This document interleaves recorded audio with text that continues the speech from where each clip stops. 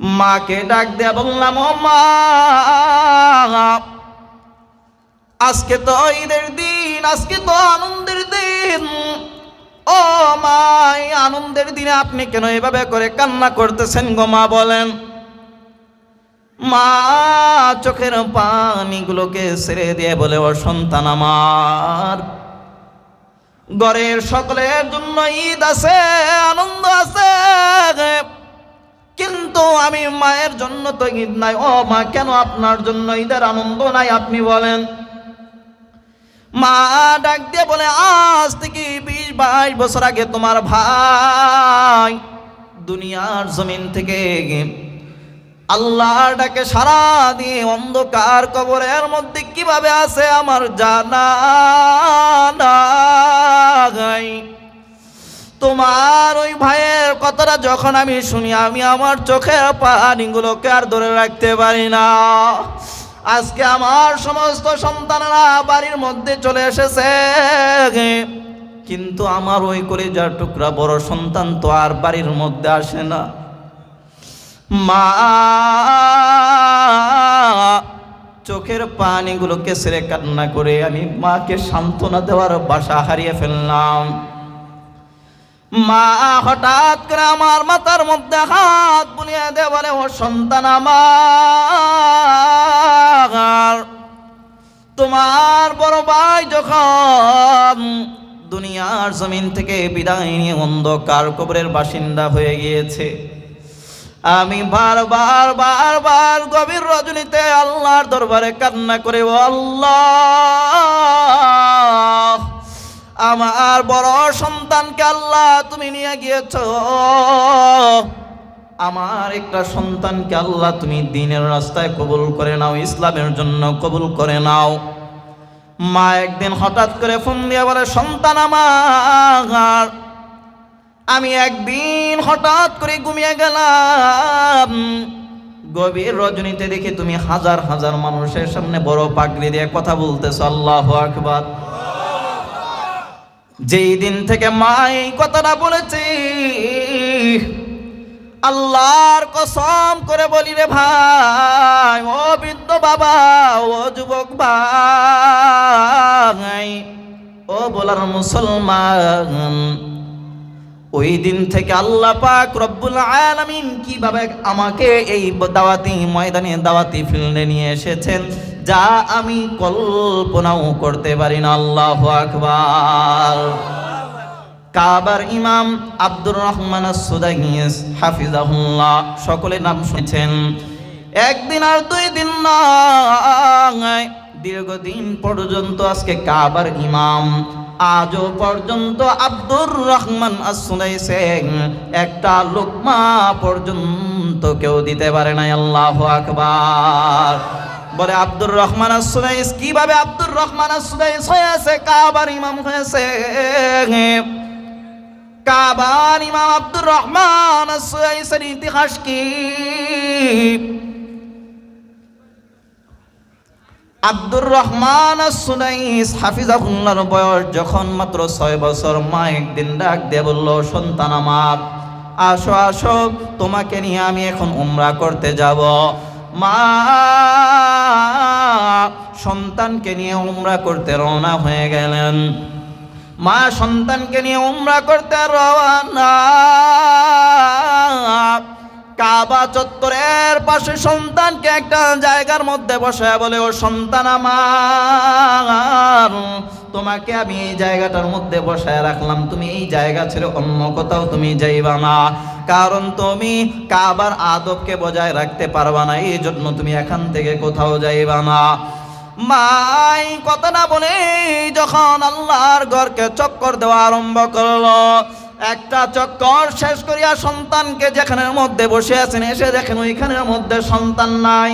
কি ব্যাপার, কি ব্যাপার, আমার সন্তান গেল কোথায়? চতুর্দিকে খোঁজাখুঁজি করতে আরম্ভ করলেন। এক পর্যায়ে কাবা চত্বরের পাশে পেয়ে ফেললেন। ডাক দিয়ে বললেন, ও সন্তান আমার, তোমাকে বলেছিলাম তুমি এই জায়গা ছেড়ে অন্য কোথাও তুমি যাইবা না, কিন্তু এই কাবার মধ্যে তুমি কেন আসলা? সন্তানকে আবার পূর্বের জায়গার মধ্যে বসায়া মা এবার দ্বিতীয় চক্কর দিল। মা দ্বিতীয় চক্কর দেওয়ার পর আবার যখন সন্তানের কাছে আসলেন, দেখেন ওই জায়গার মধ্যে সন্তান নাই।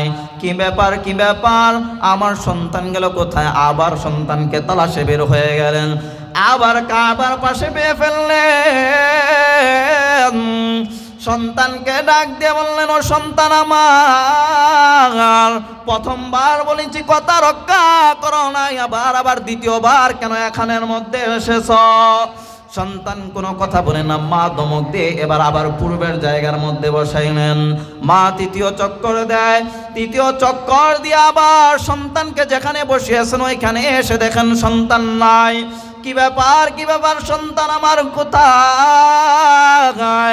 আবার যখন তালাশে বের হয়ে গেলেন, আবার কাবা ঘরের পাশে পেয়ে ফেললেন, ডাক দিয়ে বললেন, সন্তান আমার, দুইবার না করেছি,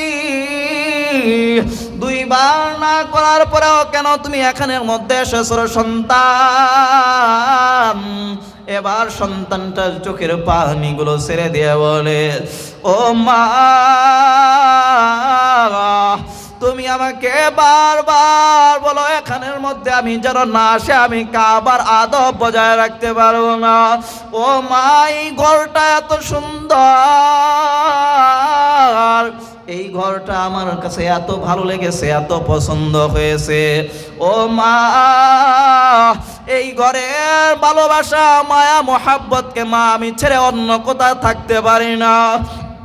ও মা, তুমি আমাকে বারবার ওইখানে বসা দাও, কেমন জানি চুম্বকের মতো আমাকে আল্লাহর ঘরের কাছে নিয়ে আসে।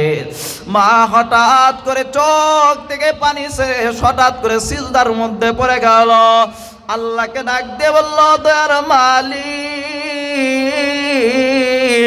আমার এই ছোট্ট সন্তান, তার কাছে নাকি তোমার এই ঘরটা বড় ভালো লাগে, তার কাছে তোমার ঘরটা নাকি ভালো লাগে, বড় ভালো লাগে রে আল্লাহ।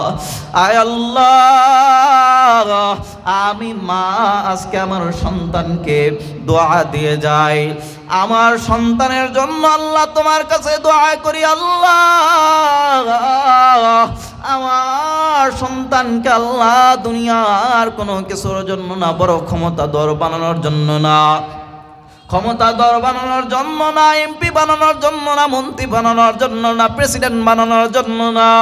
ও আল্লাহ, এই ছোট্ট 6 বছরের বাচ্চাটা তোমার ঘরকে যেহেতু ভালো লাগে, আয় আল্লাহ আমি মা তোমার কাছে দোয়া করি, তুমি আমার এই সন্তানটাকে তোমার ঘরের ইমাম বানায়া দাও।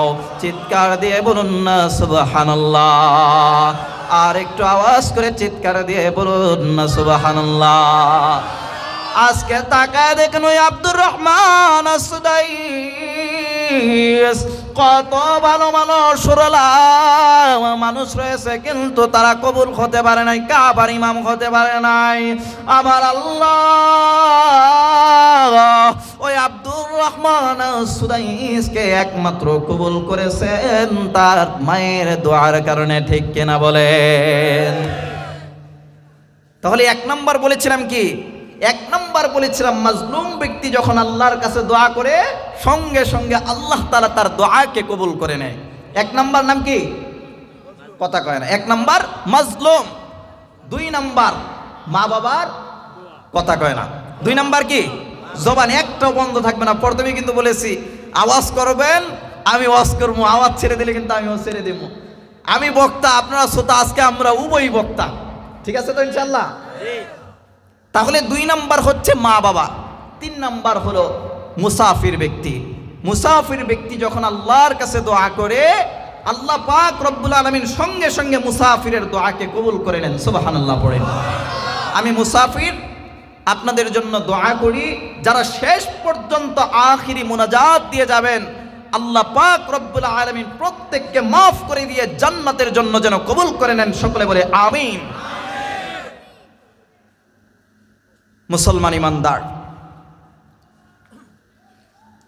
বলেছিলাম উলামায়ে কেরামদের উপরে জুলুম নির্যাতনের স্টিমুলার চালানো হয়েছে, সে কথা কি আপনারা ভুলে গিয়েছেন?